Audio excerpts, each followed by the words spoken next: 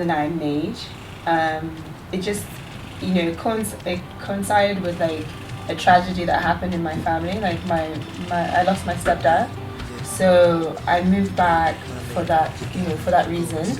I moved back, to give support to my mom, and and I'd been away, being educated in the UK and in the States, so I hadn't spent that type of time at home for a while. So I wasn't really aware of what was happening in Nigeria and the media entertainment. So it wasn't that I moved to Nigeria because I observed something from abroad. I moved back because I guess, because of God, an act of God, and I moved back and I decided I wanted to spend some time with my mom because I just felt she needed that support. And while I was there, I was working in her restaurant. A lot of friends started telling me, that there's the media is growing, there's a lot of opportunities that you should explore them. And one of the things that a friend told me to go and audition for was for 53 Extra, was that they were looking for, I didn't know it was 53 Extra at the time, they just said they were looking for new faces for Mnet, for DSTV, and I thought I'd be really good at, I'd be what they were looking for, I suppose. And so I went, I found out about it, introduced myself, and they called me back and said I should come to the open casting, so I did. I got the job, and I've been doing it for the last almost 6 years, 5.5 years. So I think it was all meant to be. It was all meant to be. So it wasn't that I chose to go back. It all kind of happened.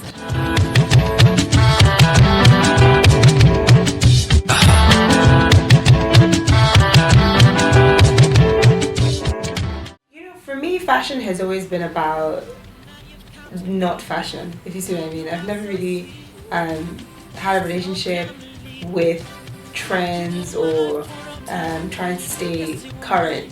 I think that was something I did when I was a lot younger, because you were still trying to find what your style was, so you just you followed that. But moving back to Lagos, it wasn't like it was now. It was really, really kind of barren, should I say, really sparse when it came to being able to access any sort of fashion. And I think that what is very interesting now is that there are a lot of young designers, and even like, the older designers, that are creating a style that is very kind of quintessentially like Lagos fashion. And I think that's interesting for our generation, or the more and more young people I think that are coming into Nigeria, is that I feel like Lagos is really becoming a lot like New York in a weird way, where everyone is allowed to express their individuality, and because we're a lot more culturally rich, we're able to express it in more diverse ways than maybe we were able to if we were growing up in the UK or strictly in a European or American country, For me, really, I've always wanted to wear what I felt like. I've always wanted to express my personality at any one time or any given time through clothes, and I'm happy that I was able to sort of, I guess, take that journey in Lagos. And maybe that's what attracted people to my sense of style, was that I wasn't really bothered if you liked what I was wearing or not. I mean, it obviously worked in my favor, they like what I'm wearing, but I think that the reason why people like what I wear is because I like what I wear. So therefore, I'm confident irrespective of whether the outfit sucks or not. And if I'm perfectly honest, I'm able to carry off what I wear with the confidence because I believe in what I'm wearing, because what I wear reflects really who I am.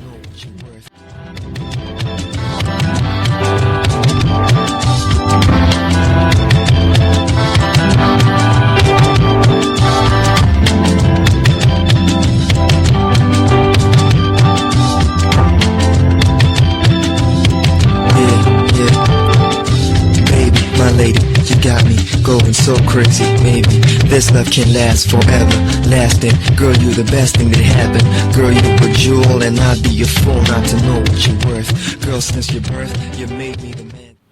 I think it's cool, I guess, to be African now in the Western world, but I think it's cool in a superficial way, I think it's cool in terms of what they can sort of glean from the surface, which is basically maybe our fabrics, you know, like a certain attitude that we possess, our music, you know, things that are easy accessible for them. So maybe that's, you know, that is cool at the moment.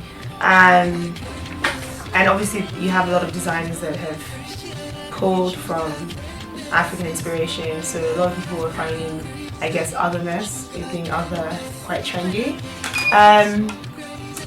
What do I think about being like a young African? I think it's a mixture, isn't it? I'm able to observe what it's like to be, you know, culturally at home and culturally away. I think when you're away from home, I think that maybe feeling a little bit distanced or a little bit displaced, I don't know, there's definitely more of a need to sort of embrace a culture and identity, because I think that it's a struggle for young people, you know, looking, you know, who am I, you know, and what to identify with, and they've almost created a new type of African culture, or that is picked up from, you know whether they're second generation or first generation, and picked up from their parents, picked up from what they observe on the continent, and picked up from what they have created, you know, in their own European or American environments. So I think there's that aspect. I think at home, it's interesting. I work